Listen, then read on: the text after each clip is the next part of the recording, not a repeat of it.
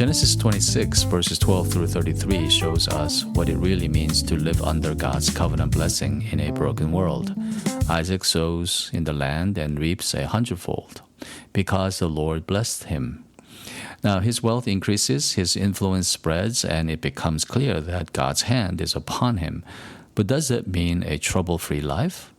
I don't think so. Almost immediately, conflict follows.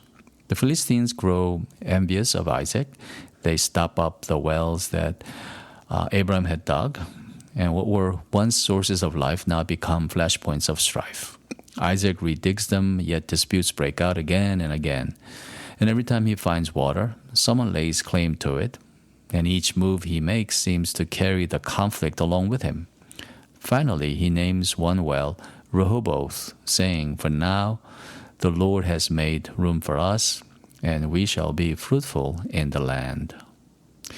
Now, this is important because the room God makes for Isaac does not come in the absence of conflict, but through it.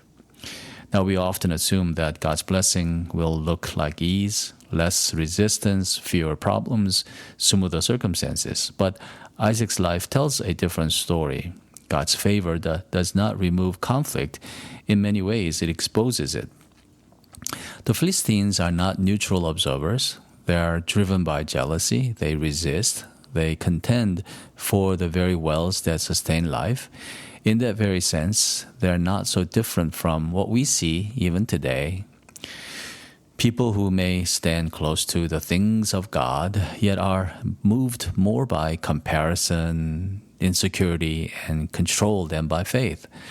Like the Pharisees in Jesus' day, proximity to spiritual things does not necessarily mean alignment with God. And Isaac, well, he does something that feels almost counterintuitive, and that is, he does not fight for every well.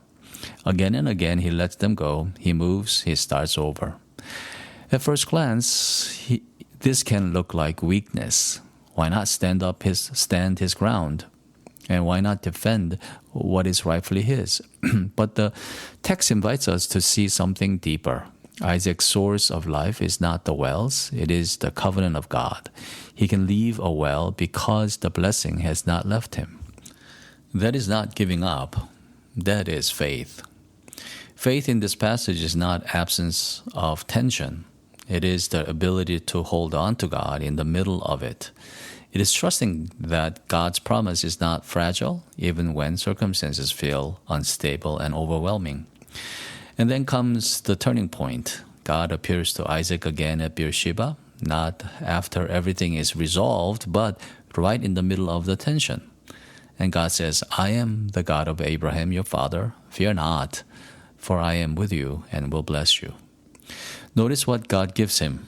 Not a strategy, not a guarantee of ease, but his presence. And Isaac's response is deeply telling. He builds an altar, he calls upon the name of the Lord, he pitches his tent there. In other words, before anything else changes, Isaac recenters his life around worship. He understands something essential. His identity is not in his wealth, nor in the possession of wells. His identity is in God. After all, he is a worshiper.